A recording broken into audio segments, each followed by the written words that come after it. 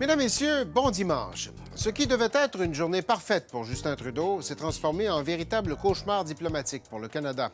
L'objet de la controverse, Yaroslav Unka, ce vétéran ukrainien qui a servi dans une unité SS durant la Seconde Guerre mondiale, reconnu par le président de la Chambre des communes, ovationné surtout par les parlementaires canadiens et par Volodymyr Zelensky.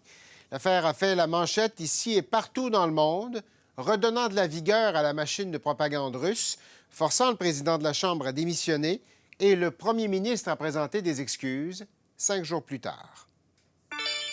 C'est une erreur qui a mis le Parlement et le Canada dans un embarras profond. Et nous regrettons tous profondément de nous être levés dans la Chambre et d'avoir applaudi, même si nous l'avons fait sans être conscients du contexte. Je tiens également à souligner à quel point le Canada est désolé de la situation dans laquelle le président Zelensky et la délégation ukrainienne ont été placés. Steve McKinnon, bonjour. Bonjour, Monsieur Thibault. Monsieur McKinnon, whip en chef du gouvernement, vous êtes au centre de tout ce qui se passe à la Chambre des communes. La semaine dernière, ça n'a pas été une bonne semaine pour votre gouvernement. Ça aurait dû être une bonne semaine. Ça s'est transformé à cause de l'invité de M. Rota. Est-ce que vous vous êtes senti, j'ai envie de vous demander, êtes-vous senti trahi par votre président, l'ex-président? On va se le dire, c'était gênant, embarrassant pour l'ensemble des parlementaires, pour le Parlement du Canada, pour le Canada. Le premier ministre l'a dit. Je pense que M. Rota a pris la responsabilité de l'erreur. Oui, on a dû présenter nos excuses en emboîtant le pas de M. Rota. Effectivement, ce n'était pas la meilleure journée pour la présidence de la Chambre des communes et il a payé l'ultime prix. Ouais. Bon, M. Rota est parti. M. Trudeau s'est excusé. Certains ont dit ça a quand même pris un peu de temps pour M. Trudeau. Les excuses sont arrivées mercredi. Il n'était pas à la période de questions, lundi, mardi. Est-ce que ça a pris trop de temps? M. Trudeau, si je me rappelle bien, s'est adressé aux médias, donc à la population canadienne le lundi, le mardi. Il a attendu, je pense, comme il se le devait, après la démission du président pour présenter ses excuses à la Chambre des communes et de façon formelle. Mais vous pouvez imaginer que le gouvernement du Canada a multiplié les activités diplomatiques et autres pour justement nous excuser auprès du gouvernement de l'Ukraine et d'autres personnes de la communauté juive et j'en passe, entre l'événement et mercredi de cette semaine. Il n'y a pas eu de conversation. Est-ce qu'il y a eu une conversation entre M. Trudeau et M. Zelensky? Je pense qu'ils ont multiplié les interventions diplomatiques, donc vous pouvez imaginer à quel niveau. Mais je n'ai aucun doute que M. Zelensky est très au courant que le Canada est embarrassé par l'erreur qui a été commise. Bon.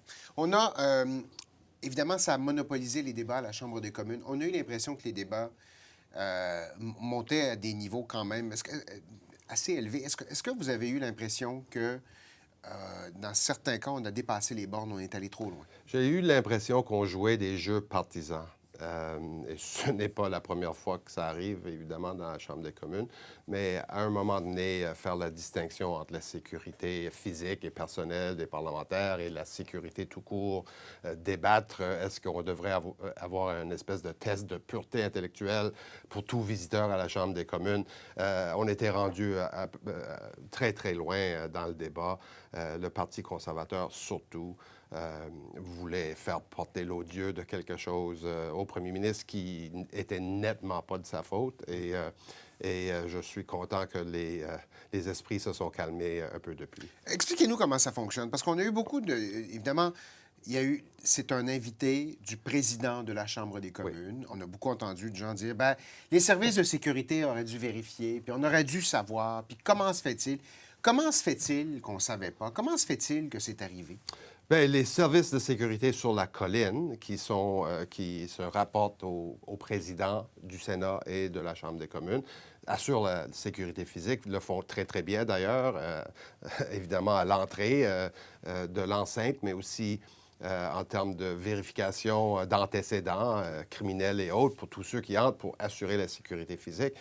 Mais le président a une grande discrétion là, pour ce qui est de ses invités. Vous le voyez tous les jours à peu près. Le président pointe à quelqu'un dans la galerie, dans la tribune et le reçoit au Parlement. Donc, Il n'y a pas de vérification de fait sur cet individu-là tout le ben, temps. Là. pas de ses antécédents intellectuels ou il n'y a pas de test de pureté. Là. Donc, évidemment, une bourde, embarrassant, mais il a payé le gros prix. La première fois dans 150 ans que ça arrive. Ouais.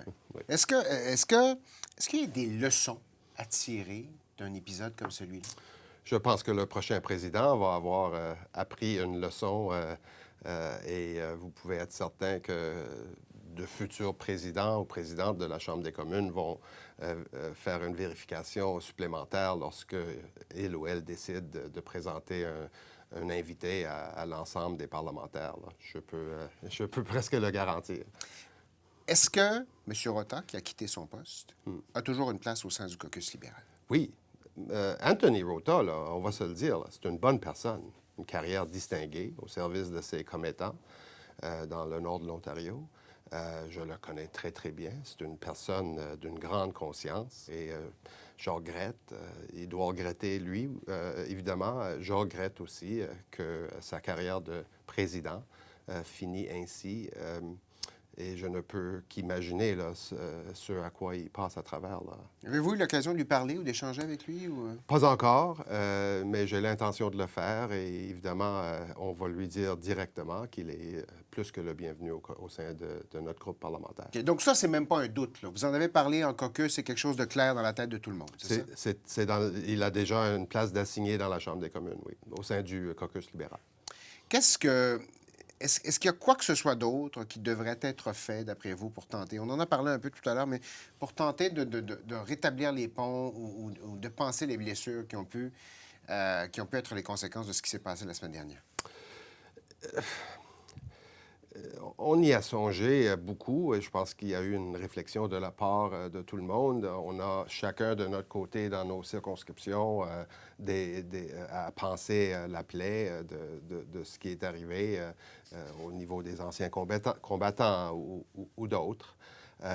Mais le premier ministre ayant présenté ses excuses, le président ayant pris la responsabilité pour la totalité de l'affaire, je pense que maintenant, on souhaite passer à d'autres choses. Dans votre tête, on tourne la page, là, c'est ça? On tourne la page. Bon. Il y a eu des débats la semaine dernière, le ministre Miller, entre autres, qui a dit peut-être que c'est le temps de revoir un peu l'information classifiée liée à des vétérans qui ont pu servir au sein d'unités nazies, qui sont en sol canadien maintenant.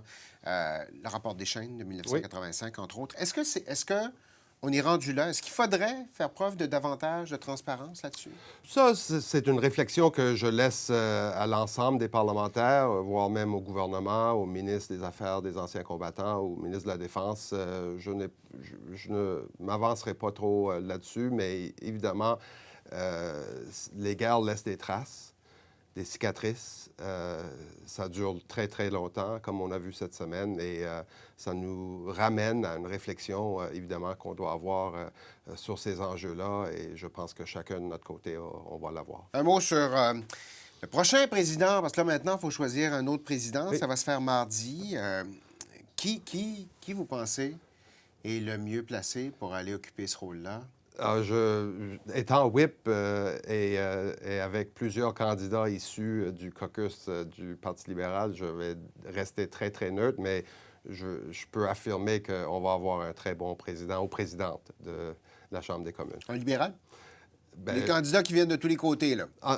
Je suis neutre et je vais rester neutre. Mon vote est secret, mais je peux affirmer qu'il y a de très bons candidats du côté du Parti libéral du Canada. Steve McKinnon, merci d'avoir été dédié. Je vous en prie.